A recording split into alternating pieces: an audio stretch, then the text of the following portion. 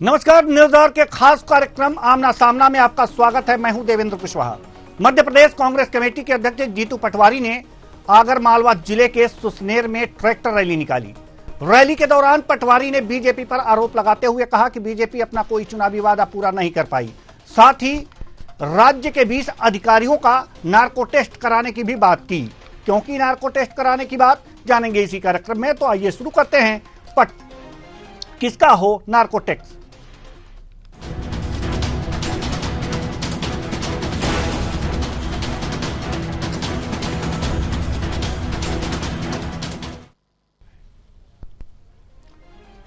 Madhya Pradesh Congress committee के अध्यक्ष जीतू पटवारी ने आगर मालवा जिले के सुसनेर में ट्रैक्टर रैली निकाली। इस दौरान उनके साथ पूर्व केंद्रीय मंत्री अरुण यादव, पूर्व सांसद सज्जन सिंह वर्मा सहित कांग्रेस के कई विधायक और पदाधिकारी मौजूद थे। जीतू पटवारी ने आरोप लगाया है कि विधानसभा चुनाव के दौरान बीजेपी ने कई वायदे किए थे, उनमें से कोई वायदे पूरे नहीं किए। साथ ही साथ 20 अधिकारियों के नार्को टेस्ट कराने की बात भी की। जीतू ने कहा कि अगर पोस्टिंग में भ्रष्टाचार का मामला साबित नहीं हुआ तो मीडिया के सामने वो माफी मांग लेंगे। सुनिए जीतू पटवारी ने क्या कुछ कहा।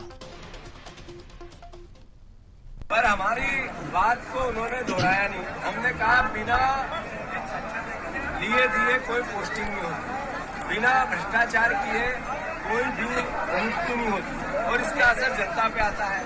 जनता से वो अधिकारी जो पैसे लेके आता है, जनता से वसूल करता है। करप्शन का पर्याय है मध्य प्रदेश। अब मुख्यमंत्री जी कह रहे हैं कि ये गलत बयानी है, तो मैं मुख्यमंत्री जी से आग्रह करना चाहता हूँ। वो कहते हैं माफी मांगना चाहिए। बिल्कुल माफी मांगेंगे। वो नार्को टेस्ट करा दे जो आज जिले में तो जितने अधिकारी नियुक्त हैं पूरे प्रदेश में, उसमें से 20 वो चुन ले और उनका नार्को टेस्ट करा दे कि वो बिना पैसे दिए उन्होंने नियुक्ति पाई हो। तो अगर मुख्यमंत्री जी नार्को टेस्ट करा के क्लियरिटी आएगी, माफी क्यों नहीं मांगेंगे? अगर गलत बात हुई तो माफी मांगेंगे। पर क्या मुख्यमंत्री जी नार्को टेस्ट में फेल हो गए वो तो माफी मांगेंगे प्रदेश से? वहीं पटवारी के इस बयान पर बीजेपी का कहना है कि पहले नार्को टेस्ट राहुल गांधी जी का कराएं। और क्या कुछ कहा बीजेपी ने, आइए जानते हैं। जीतू पटवारी जी नार्कोटिक्स का इतना महत्व जानते हैं तो मुझे लगता है सबसे पहले नार्कोटिक्स तो राहुल गांधी जी का कराना चाहिए।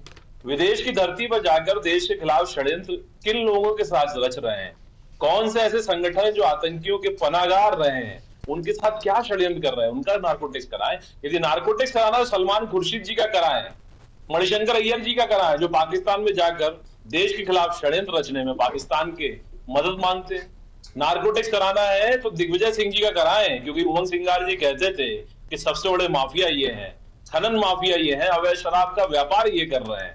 यदि नार्कोटिक्स कराना है तो अपने नेता प्रतिपक्ष के कराएं, क्योंकि उन पर भी गंभीर मामले हैं। शुरुआत अपने यहां से करिए आप।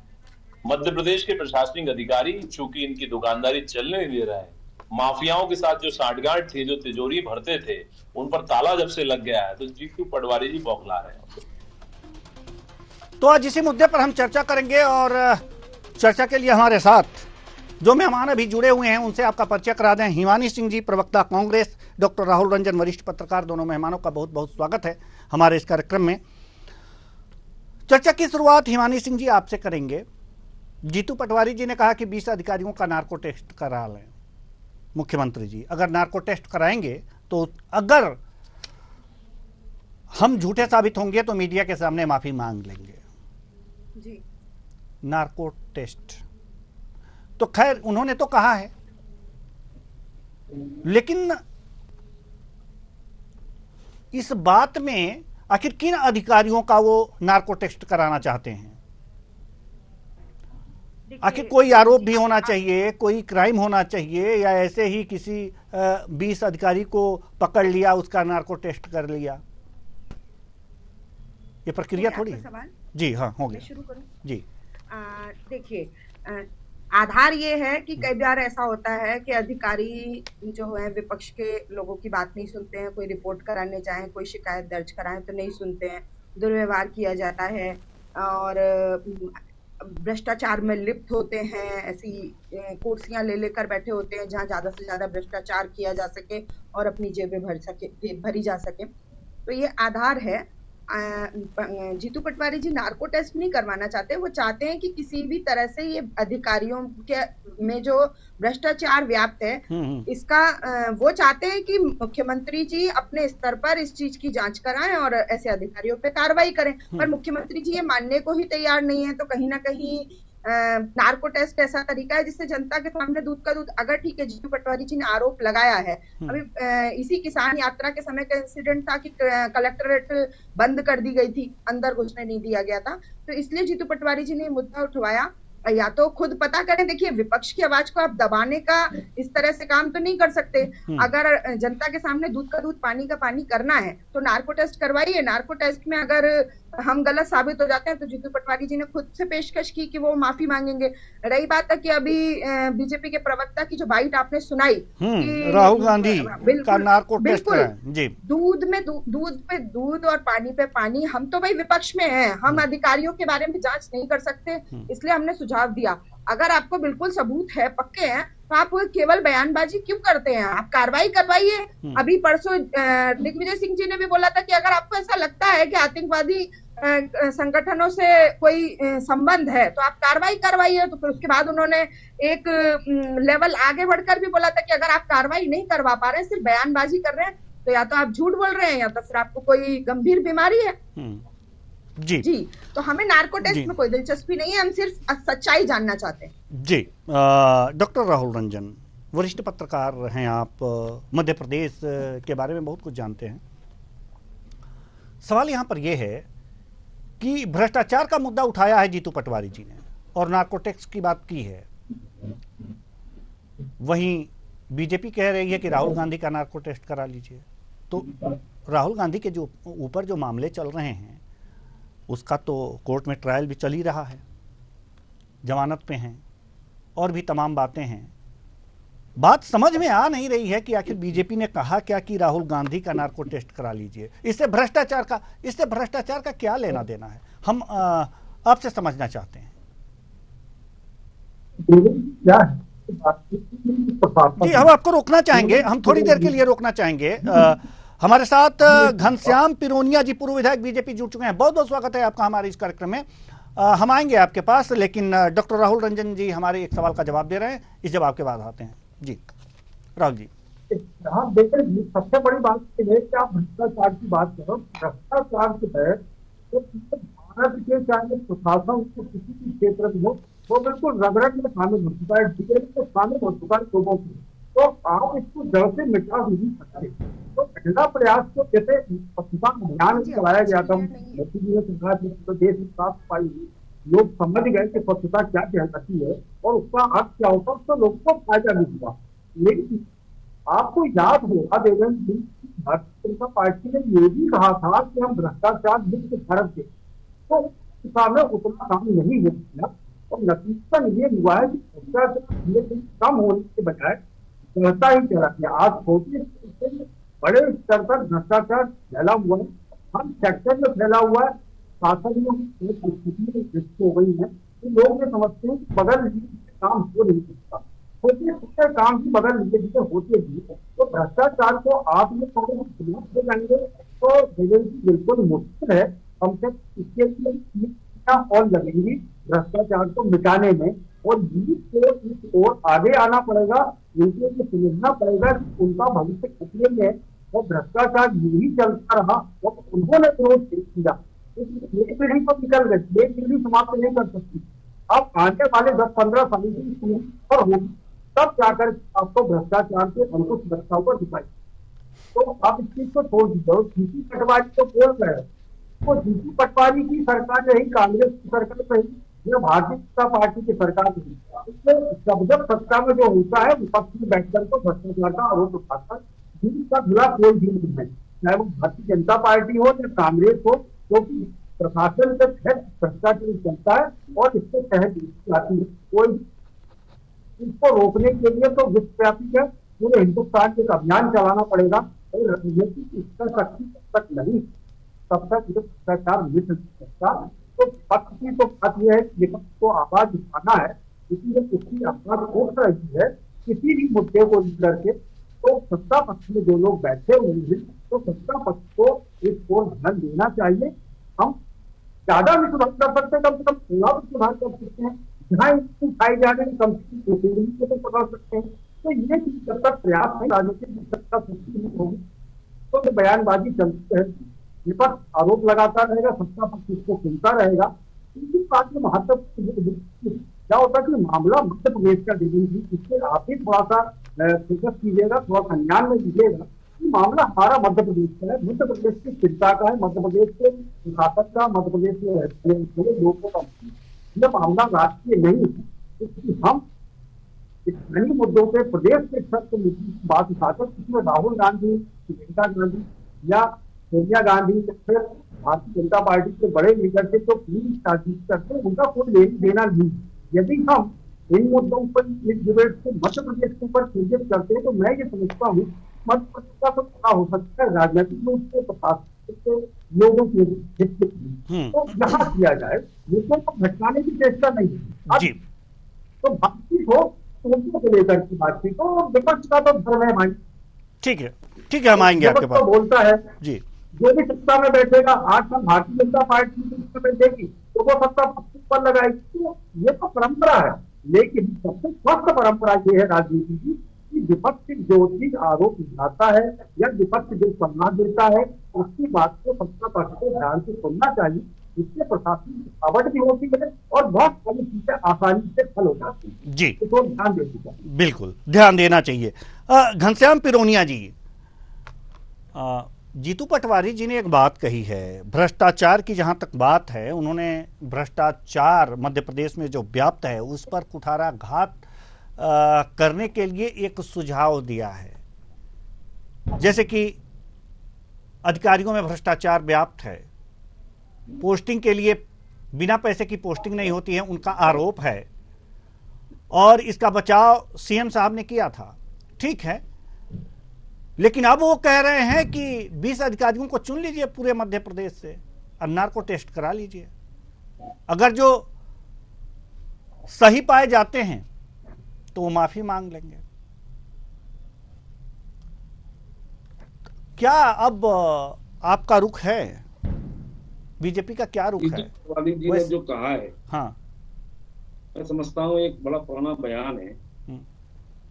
उस समय जब प्रधानमंत्री आदरणीय राजीव गांधी जी होते थे तो ये कहते थे कि मैं 1 रुपया भेजता हूँ तो 15 पैसे जनमानस तक पहुंचते हैं और बाकी 85 पैसे या जो भी हो वो 85 पैसे। अब में कांग्रेस को अपने गिरेबान में झांकने की आवश्यकता है, ये उनके पुरोधा ने कहा था।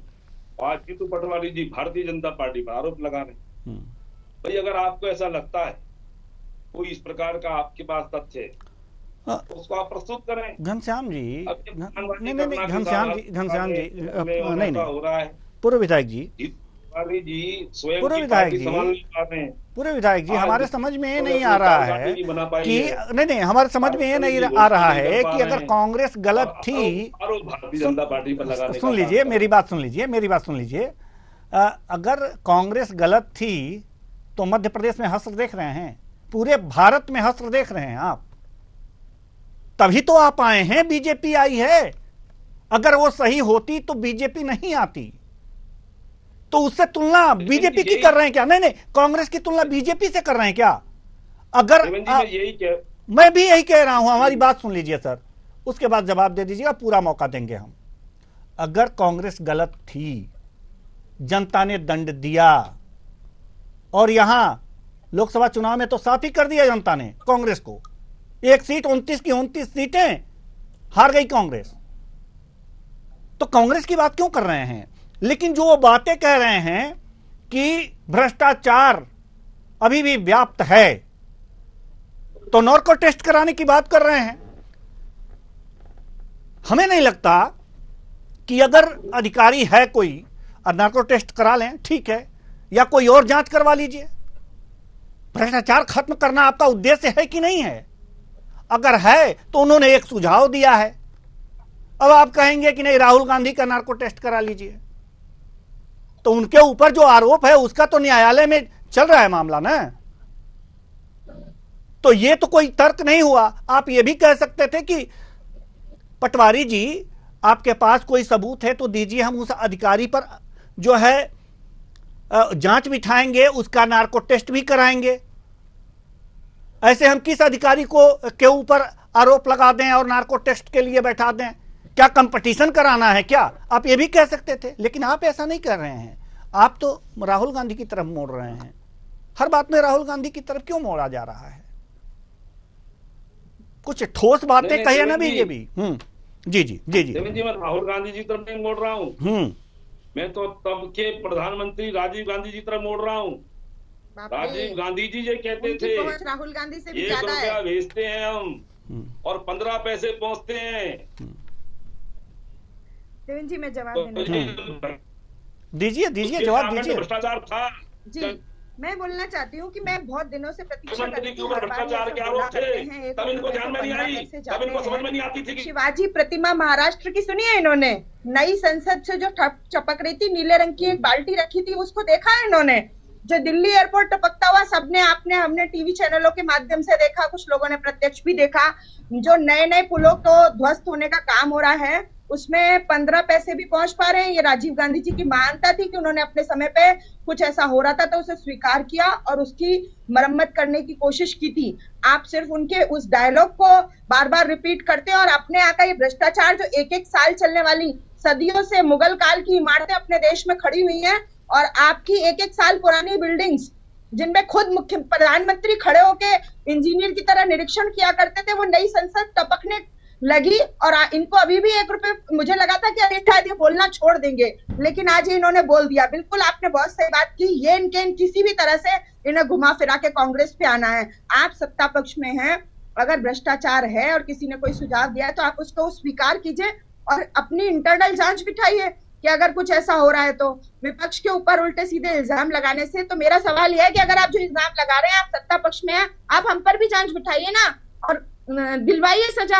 आप छोटे से छोटे विधायक पर ईडी सीबीआई की जब उनका दलबदल करवाना होता है तब करवा देते हैं, तो आपको बड़े बड़े नेताओं के ऊपर ऐसे केवल हवाई बयान देने की जरूरत क्यों पड़ती है? अगर आपको लगता है कि वो किसी आपराधिक गतिविधि में लिप्त है तो आप उनका नार्को टेस्ट करवाइए, जांच करवाइए और अपराध साबित करके कोर्ट पहुंचाइए। क्या ईडी सीबीआई की जांच आपने मध्य प्रदेश में होते हुए नहीं देखी है विधायकों के ऊपर? तो उनके ऊपर किस आधार पर करवा दी जाती है? सिर्फ उसके बाद एक ही परिणाम निकलता है कि वो कांग्रेस छोड़कर भाजपा में शामिल हो जाते हैं और उनकी ईडी और सीबीआई की सारी जांचें खत्म हो जाती हैं। तो आप पूछ रहे थे एक आधार ये भी है कि अगर ईडी सीबीआई की छापे तक की नौबत थी और भाजपा में जाने के बाद वो व्यक्ति दूध का धुला कैसे हो गया? ऐसी कैसी वॉशिंग मशीन है भारतीय जनता पार्टी? चलिए ठीक है हिमानी जी, बात तो पूरी सुन लीजिए घनश्याम पिरोनिया जी की। जी घनश्याम पिरोनिया जी, आप अपनी बात रखिए, उसके बाद डॉक्टर राहुल रंजन जी आपके पास आएंगे। नहीं, मैंने तो यही तो मैं उदाहरण देने का काम किया कि आज कांग्रेस जो भारतीय जनता पार्टी पर या हमारी सरकार पर या इनको लगता है कि कोई अधिकारी या कर्मचारी इस प्रकार से लिप्त है, तो आपने सही कहा, आप प्रस्तुत करें, सरकार उसके ऊपर कार्रवाई करेगी और उसमें जांच भी होने की। इसमें कभी आदरणीय मुख्यमंत्री जी ने भी खुल करके कहा है कि अगर कोई इस प्रकार के इसमें लिप्त है तो उसके खिलाफ कार्रवाई होगी, लेकिन केवल बयानबाजी करना उससे ध्यान में नहीं आता है। और इसलिए मैंने ये कहा है कि जो भ्रष्टाचार की जड़ें हैं वो कांग्रेस के शासनकाल से जमी हुई है और शने शने भारतीय जनता पार्टी सरकार उसको हटाने का काम कर रही है और हमको सफलता भी मिलेगी उसमें आगे। ठीक है हिमानी जी, बात सही भी है कि ऐसे हवा में किसी का नार्को टेस्ट नहीं किया जा सकता। अगर वास्तव में कांग्रेस के पास कोई सबूत है तो दीजिए और वहां पर जांच होगी, जांच कमेटी बनेगी। जरूरी है नार्को टेस्ट 20 क्या 50 के खिलाफ है तो 50 पे दीजिए, 50 का नार्को टेस्ट होगा।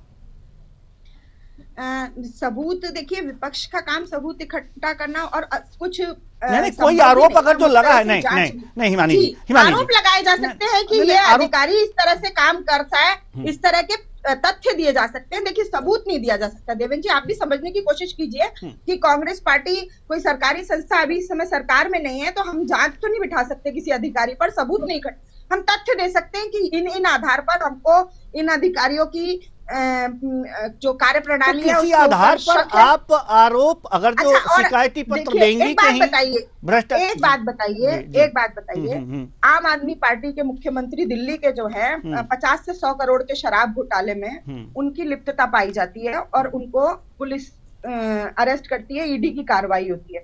इंदौर में 2000 करोड़ रुपए का घोटाला होता है, आपको लगता है नरसिंह घोटाला होता है और अभी वो लोग सरकार में हैं, तो उनके यहाँ पर किसी भी तरीके की राजनीतिक लिप्तता नहीं होती है। तो आप ही बताइए कि क्या नार्को टेस्ट से इसलिए डर रहे हैं या इस तरह की जांच से क्या पार्टनरशिप चल रही है?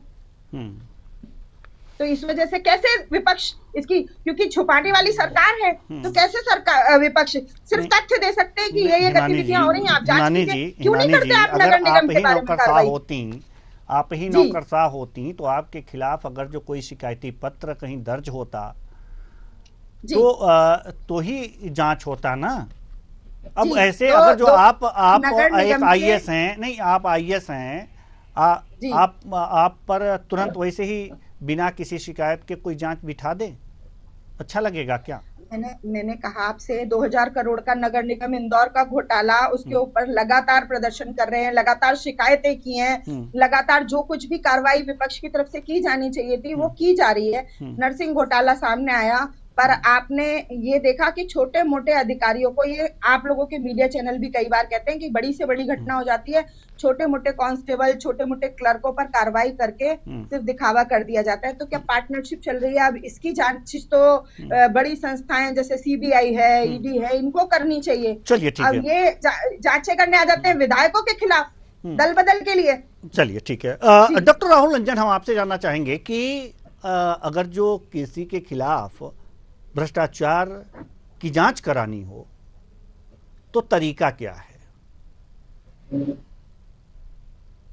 देखिए, आपके सवाल का पहले जवाब देखिए, तरीका जो है सीधा ये, आपने भ्रष्टाचार में लिप्त किसी अधिकारी को आपने पकड़ा है या उसके आपके पास ज्ञान भी हुआ है, जानकारी दी गई, तो ये तमाम विपक्ष भी करता है कि उनके सारे डॉक्यूमेंट इकट्ठे करता है और गवर्नमेंट तक पहुंचाता है, उसको यहाँ तक कि प्रमुख सचिव तक को पहुंचाता है, जितनी सुपर सोसाइटी थी उन सबको पहुंचाता है।